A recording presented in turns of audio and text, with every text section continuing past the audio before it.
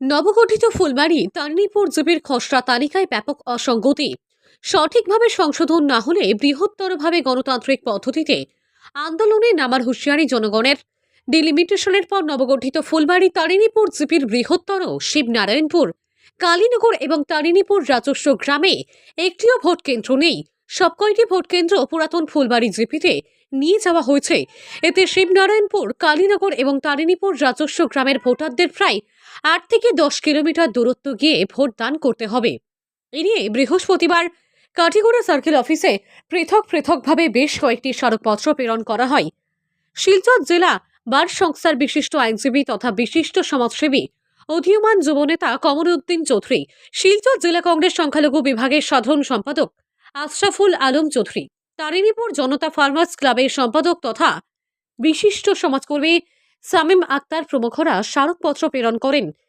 এদিন কাঠিগড়া সার্কেল অফিসারের অনুপস্থিতিতে বড়বাবুর কাছে স্মারকপত্র প্রেরণ করে তারা বলেন যে সদ্য প্রকাশিত পঞ্চায়েত নির্বাচনের খসড়া তালিকায় ব্যাপক অসঙ্গতি পরিলক্ষিত হয়েছে। প্রায় 250 বছর পূর্বে প্রতিষ্ঠিত হওয়া 29 নং শিবনারায়ণপুর এলপি স্কুলের ভোট কেন্দ্রকে আচমকা 8 থেকে 10 কিলোমিটার দূরত্বে অবস্থিত শ্রীপুর এলপি স্কুল এবং শ্রীপুর এমই স্কুলে নিয়ে যাওয়া হয়েছে।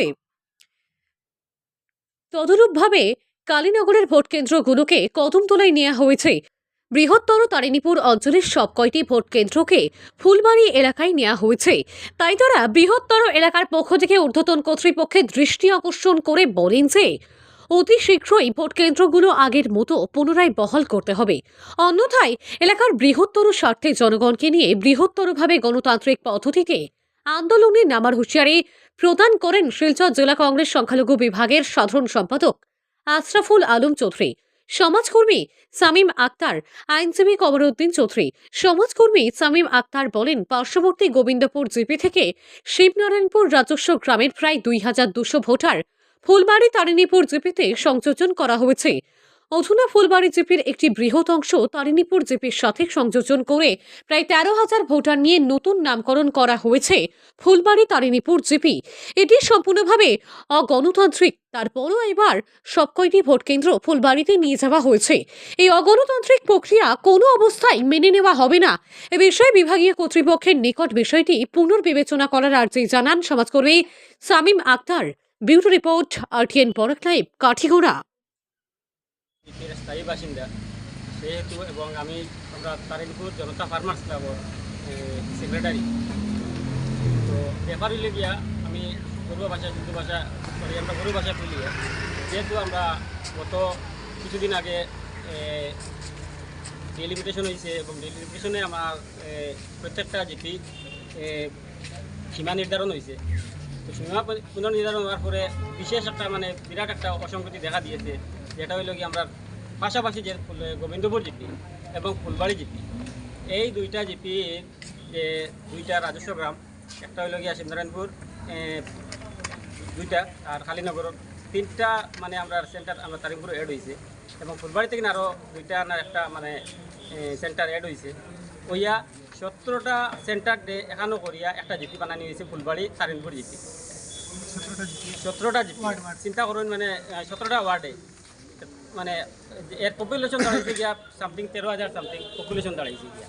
চিন্তা করুন, একজন জিপি প্রেসিডেন্ট যদি নির্বাচিত ওইয়া কিতা করতে পারবো, জনগণের সেবায় কিতা করতো। 12-13,000 মানুষে যে ফেসিলিটি যত থাকি পাইবা প্রেসিডেন্ট থাকি, আবার পাশাপাশি গোবিন্দপুর জিপি 5,500 মানুষে পপুলেশন লইয়া একটা জিপি হয়েছে।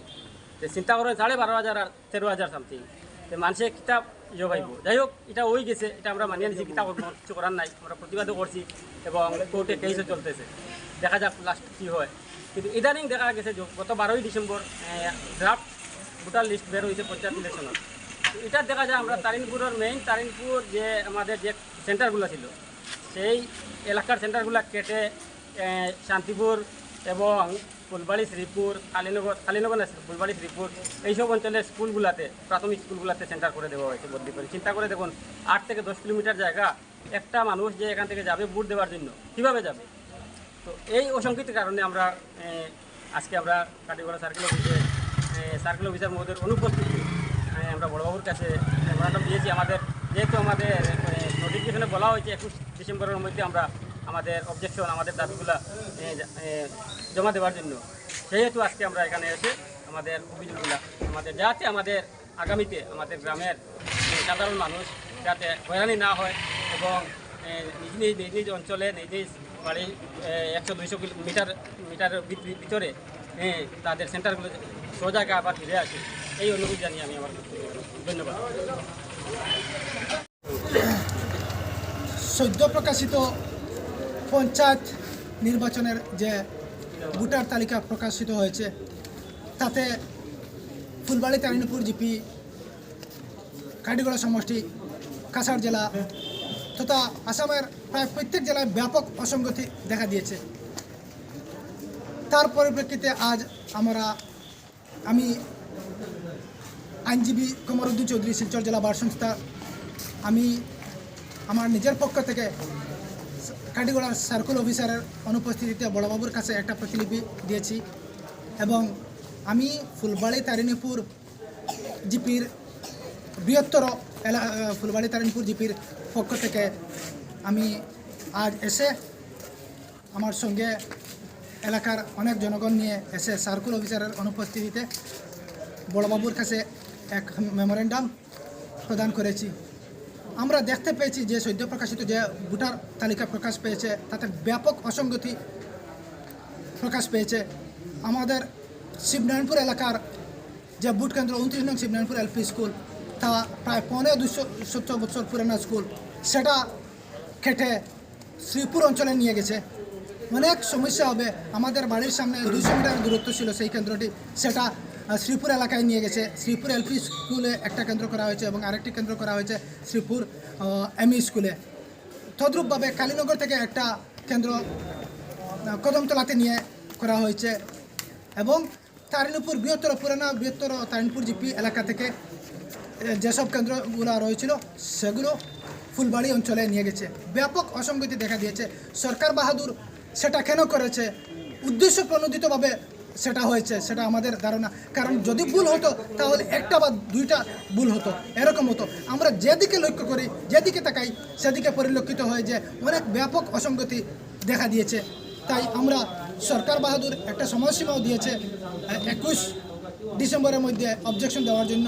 আমি শিবনারায়ণপুরের পক্ষ থেকে নতুনভাবে নবগঠিত ফুলবাড়ি তারিণীপুর জিপির পক্ষ থেকে আমি শিলচর জেলা বার সংস্থার একজন আইনজীবী হিসাবে আমি সার্কেল অফিসারের অনুপস্থিতিতে বড়বাবুর কাছে মেমোরেন্ডাম প্রদান করে আমি অনুরোধ জানিয়েছি যে অতি শীঘ্রই আমাদের ভোট কেন্দ্রগুলো পুনরায় আগের মতো বহাল করার জন্য, অন্যথায় আমরা বৃহত্তরভাবে গণতান্ত্রিক পদ্ধতিতে আমরা আন্দোলনে নামতে বাধ্য হব।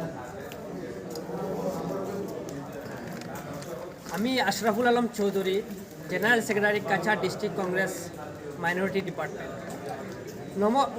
ডেলিমিটেশনের পর নবগঠিত আমাদের ফুলবাড়ি তারিণপুর জিপির তারিণপুর